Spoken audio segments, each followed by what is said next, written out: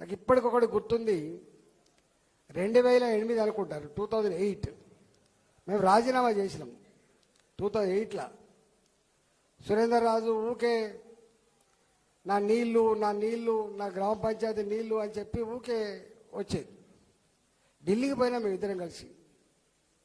First MLA గెలిచినప్పుడు జమ్మికుంట దహార్తి తీర్చాలని చెప్పి నేను ఇద్దరం కలిసి ఢిల్లీకి పోయినాం. సరే అక్కడ ఏం చేసినామని మొత్తం చెప్పం బాగుండదు, కానీ ఢిల్లీకి పోయి 5 కోట్ల రూపాయలు కనుక తెస్తే తాగే నీళ్ళ సమస్య పరిష్కారం అయిందని చెప్పి చాలా చేసినాం, కానీ కాలే. 2008 ఎన్నికల్లో నేను రాజీనామా చేసిన, మీకు ఐడియా ఉండదు. 2008లో నేను రాజీనామా చేసిన, అప్పుడు కమలాపూర్ నియోజకవర్గం, హుజరాబాద్ కాదు. రాజశేఖర రెడ్డి గారు జమ్మికుంటకు వచ్చాడు.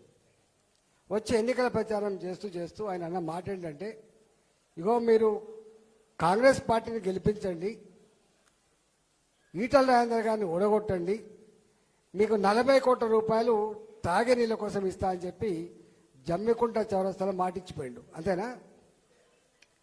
ఇచ్చిపోతే మీకు ఆ సందర్భం ఎందుకు చెప్తున్నా అంటే, 17 మంది ఎమ్మెల్యేలు రాజీనామా చేస్తే అప్పుడు గెలిచిన కేవలం 7 మాత్రమే, కేవలం 7 మాత్రమే. ఆ 7 ఒకటి పాత కమలాపూర్ నియోజకవర్గ ఎమ్మెల్యే. ఇంకా రెండవ వింత ఏంటంటే, రెండో గొప్పతనం ఏంటంటే, 2004లో 19,800 ఓటుతో గెలిచాం మనం. కాంగ్రెస్ పార్టీ మనం అలయన్స్లో గెలిచింది 19,800 ఓట్లు.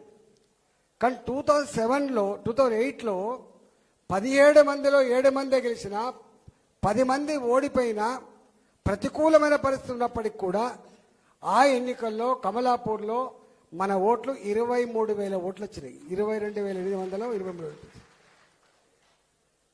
అప్పుడు ఒక మాట అన్నాడు, అందరూ ఓడిపోయిండ్రు లేదా మెజార్టీ తగ్గింది, కానీ 2004 కంటే మెజార్టీ పెంచుకున్న ఏకైక నియోజకవర్గం కమలాపూర్ నియోజకవర్గం అని చెప్పి పేరు వచ్చింది. వెంటనే ఏం అడగకుండానే నేను పార్టీకి ఫ్లోర్ లీడర్ అయినా. అప్పుడు నేనే ఫ్లోర్ లీడర్ అయినా. ఈ మాట ఎందుకు చెప్తానంటే, గంత గొప్ప కమిట్మెంట్ ఉన్న నియోజకవర్గం ఆనాటి కమలాపూర్, ఇవాల్టి హుజరాబాద్ నియోజకవర్గం.